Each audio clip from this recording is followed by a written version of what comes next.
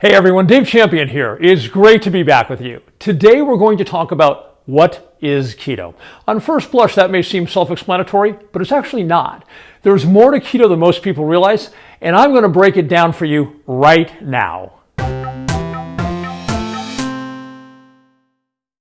Keto is on fire. It may turn out to be the next big thing, and that would be fantastic for a country that's in a horrible health crisis due to shockingly inaccurate health information being put out for the last 40 years by the government and the medical community.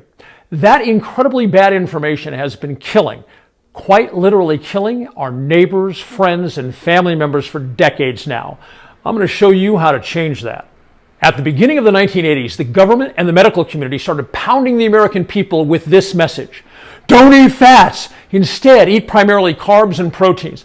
That message was so bad, so wrong, it should have been criminal. It was the start of today's national health crisis, led most visibly by the insane increase in obesity and debilitating insulin-related conditions. In this chart, showing the increase in adult obesity, you can see the result of that terrible advice. The point where it shoots upward is 1980. Here's another chart showing the increase in child obesity. Again, the point where the lines begin to shoot upward is 1980. This chart tracks the increase in body weight in society generally, along with the increase in diabetes. Could the problem be any more apparent? That trend is the direct result of the grotesquely bad advice we have been given by the government and the medical community. The good news is the fundamentals of keto correct almost all of that bad information and reverses that unhealthy trend. The fact that we can so easily correct all of that is one of the primary reasons I'm such a tremendous advocate of keto. You don't need a medical degree or a degree in physiology to be able to return your body to a healthy and happy condition, but you do need to get some basic realities under your belt. A lot of that simply involves letting go of the dietary and nutritional falsehoods with which you've been programmed your entire life and choosing the right path. And that's why we're together today. If you have friends or family you'd like to see get off the illness-creating standard American diet and start getting healthy again, please share this video with them. So, what is this amazing thing called keto? At its core, it's a way of eating, the goal of which is to put our bodies into a nutritional state of ketosis, which is where the magic happens. The traditional source of energy for our bodies is carbohydrates. Ketosis is a condition in which our bodies stop using carbohydrates as their source of energy and switch to using only fat for energy, both dietary fat and stored body fat. When you're in ketosis, your body will use the fat you eat for energy or your stored body fat, or both. Done right, which is what I'm here to help you with, it will be both, which is why when you're in ketosis and following the proper keto macro ratio, you can drop excess body fat effortlessly. People are sometimes confused about what is and is not keto. I cover what keto is not in another video, but for now I'll just mention that keto is not merely another low-carb diet. There are plenty of low-carb diets out there, and they're not keto. They don't possess the attributes, advantages, and benefits of keto. As such, one should not think of keto or refer to it as simply a low-carb diet. Doing so is inaccurate and may scare people away who've heard bad things about low-carb diets or tried one of the non-keto low-carb diets and didn't have a great experience. In order to help others make the best choices for their health, it's our job not to misrepresent keto as just another low-carb diet, because it's not. The goal of keto is to get in and stay in the state of ketosis I described. How do we do that? Simple. We eat a daily diet that consists of 80% fat, 15% protein, and 5% or less carbs. The critical element of that ratio in terms of getting into ketosis is the 5% or less carbs. You see, what signals the body to shift into ketosis is when you deprive it of its traditional source of energy, which is carbs. What happens when you take your carbs down to 5%, depriving your body of its traditional energy source?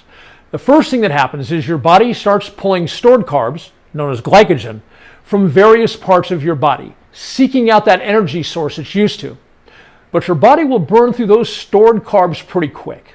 When that happens, you're not going to feel fantastic for a few days. For me, that started the morning of day 3 and was over by the end of day 4, a bit less than 48 hours. Your experience may differ a little, but not much.